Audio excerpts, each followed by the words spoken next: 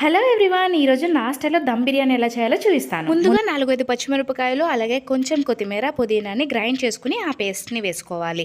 దీనితో పాటు ఉప్పు, పసుపు, కారం, అల్లం వెల్లుల్లి పేస్ట్, కొంచెం పెరుగు, కొత్తిమీర పుదీనా తరుగు వేసుకుని చికెన్ని మ్యారినేట్ చేసుకోవాలి. ఇప్పుడు ఇంకొక బౌల్లో 2 గ్లాసెస్ ఆఫ్ రైస్ తీసుకుని 4 గ్లాసెస్ ఆఫ్ వాటర్ పోసుకుని అందులో హోల్ గరం మసాలా అలాగే 2 పచ్చిమిరపకాయలు స్లిట్ చేసుకుని వేసుకుని 1 టేబుల్ స్పూన్ ఘీ వేసుకుని తగినంత ఉప్పు వేసి పక్కన పెట్టుకోవాలి. ఇప్పుడు స్టవ్ ఆన్ చేసి ప్యాన్ పెట్టుకుని నెయ్యి, కొంచెం బటర్ వేసుకుని హోల్ గరం మసాలా అలాగే నానబెట్టుకున్న చికెన్, ఫ్రైడ్ ఆనియన్స్ వేసుకుని చికెన్ని ఉడికించుకోవాలి. మరొక స్టవ్ పైన నానబెట్టుకున్న రైస్ని 90% ఉడికించుకోవాలి.